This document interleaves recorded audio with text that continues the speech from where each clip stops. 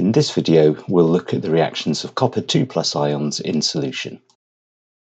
When we add sodium hydroxide solution, you can see that we produce a pale blue precipitate. The precipitate is formed because the final complex has no overall charge, so therefore cannot attract more water molecules around it.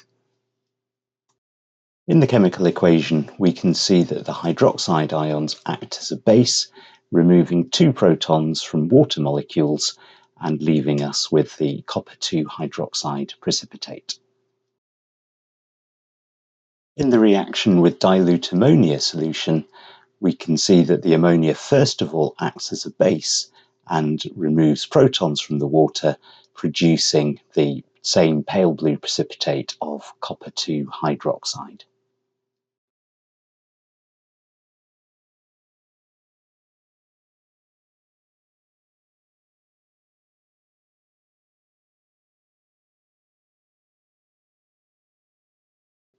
When we add excess ammonia, or in this case concentrated ammonia, we start by producing some of the pale blue precipitate.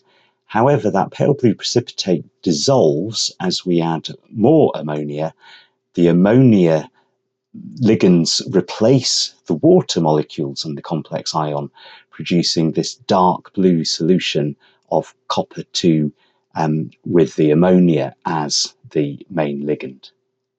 In the equation, we can see that the ammonia does not replace all of the water molecules, and we're left with 2 water molecules and 4 ammonia molecules as ligands.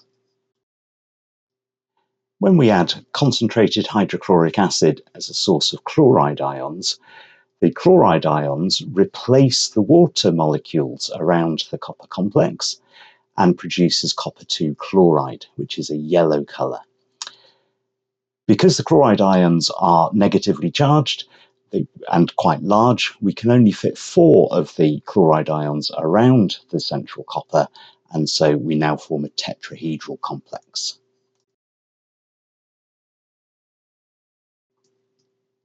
When we add carbonate ions from sodium carbonate solution, we produce a precipitate of copper 2 carbonate, which is a blue-green colour in appearance.